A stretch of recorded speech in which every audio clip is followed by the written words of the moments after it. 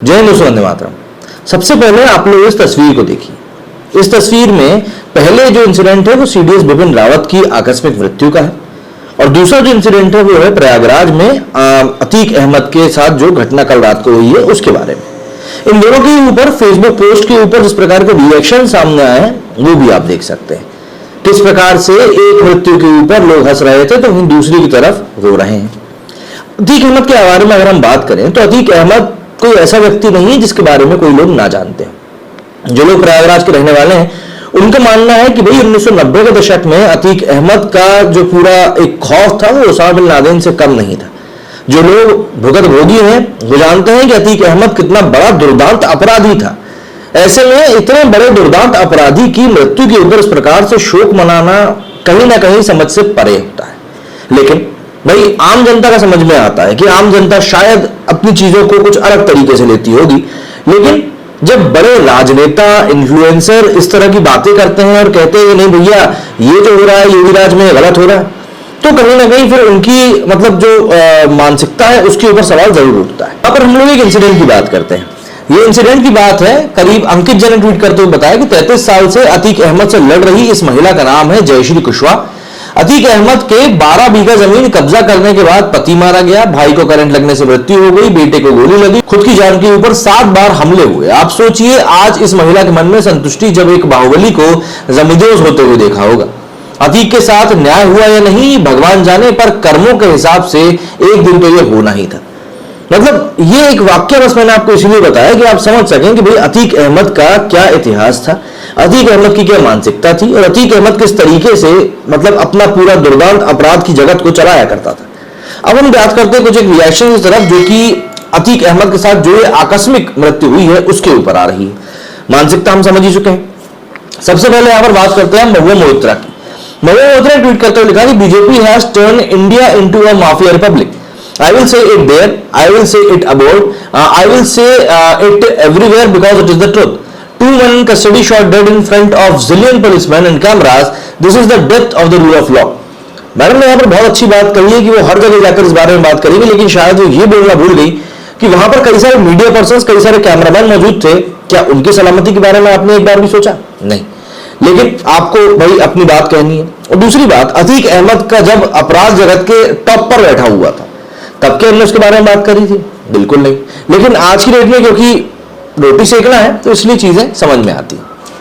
आदित्य राज कौल ने यहां पर एक बहुत ही सटीक बात कही है। वो लिखते हैं कि UP gangster Atiq Ahmed killing, my brother who has studied in Prayagraj IIIT years ago says this is akin to killing of Osama bin Laden. मतलब ओसामा बिन लादेन को मारने के बराबर की यह घटना है।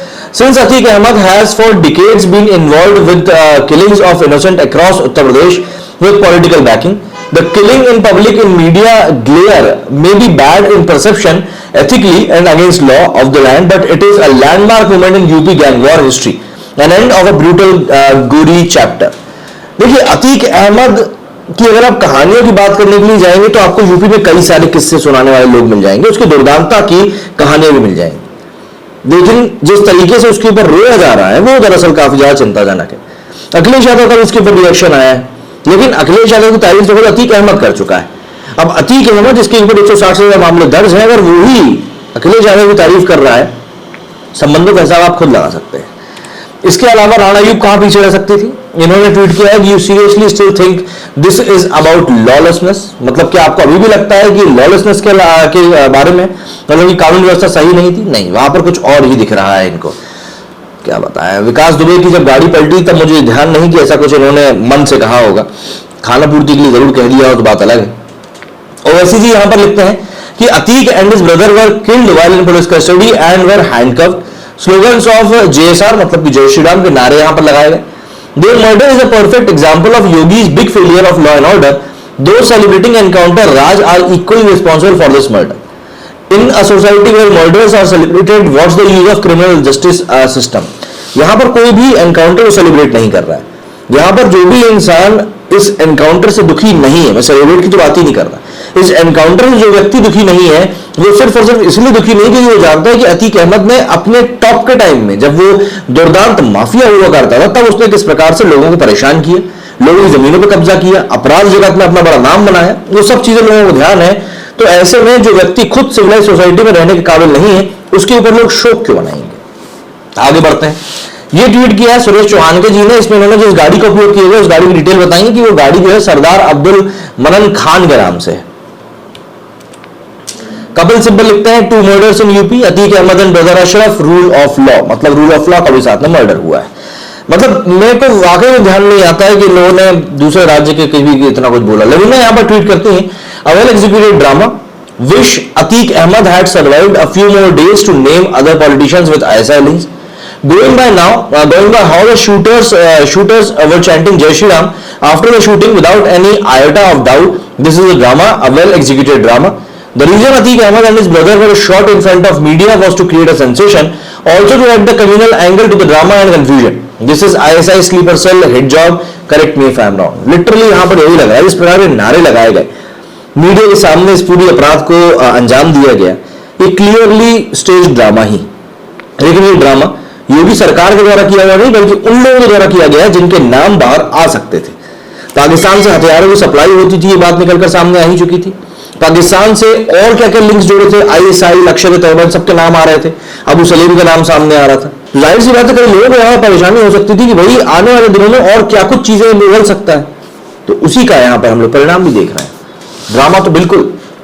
प्रियंका गांधी यहाँ पर लिखती है, हमारे देश का कानून संविधान में लिखा गया है, ये कानून सर्वोपरि है, अपराधियों को कड़ी से कड़ी सजा मिलनी चाहिए, मगर देश के कानून के तहत होनी चाहिए। किसी भी सियासी मकसद से कानून के राज और न्यायिक प्रक्रिया से खिलवाड़ करना या उसका उल्लंघन करना हमारे लोकतंत्र के लिए सही नहीं है। ज्ञान पेल रही है। जो भी ऐसा करता है या ऐसा करने वालों को संरक्षण देता है, उसे भी जिम्मेवार ठहराया जाना चाहिए और उस पर भी सख्ती से कानून लागू होना चाहिए।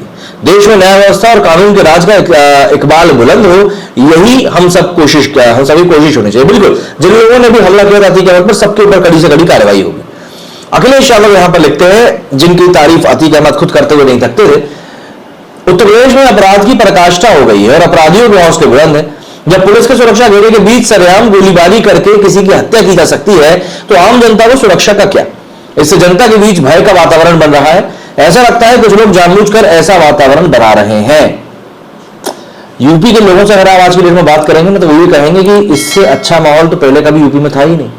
कई लोग ऐसे थे जिन्होंने जब उमेश पाल हत्याकांड का CCTV फुटेज सामने आया तो खुशियां मना रहे थे कि देखो ये योगी राज में क्या चल रहा है। अरफा खानम यहाँ पर लिखती हैं, अतीक अशरफ की हत्या टीवी न्यूज की स्क्रीन पर कई बार हो चुकी है। मुख्यमंत्री की मौजूदगी में एंकर्स गाड़ी पलटने, लाइव एनकाउंटर्स की मांग कर रही थी, दर्शक ताली बजा रहे थे। सत्ता के सानिध्य में टीवी ने रक्त पिपासु समाज तैयार कर दिया है। कानून लोकतंत्र का जनाजा निकल रहा है, मार्सिया पढ़िए। देखिए बाकी सब ठीक है, जो लैंग्वेज लिखी है यार वो बहुत ही उम्दा है। मतलब पढ़ के ऐसा लगता है कि वाकई में किसी अच्छी वोकैबुलरी वाले इंसान ने इस पूरी बात को लिखा है। भाई पढ़ के अच्छा लगा। ऋचा रावत जी लिखती हैं कि जब यूपी में अतीक अहमद और उसके गुंडों का खौफ था, जब वो हत्या करवाता था, जब पुलिस, जज, अधिकारी सब उससे डरते थे, तब यूपी में सब ठीक था। पुलिस भी अच्छा काम कर रही थी, नेता भी बढ़िया थे, कानून व्यवस्था एकदम दुरुस्त थी। सब कुछ बस हाल ही में बिगड़ा है। धन्य है ऐसे लोगों का, ऐसे लोगों में सोचने वालों का।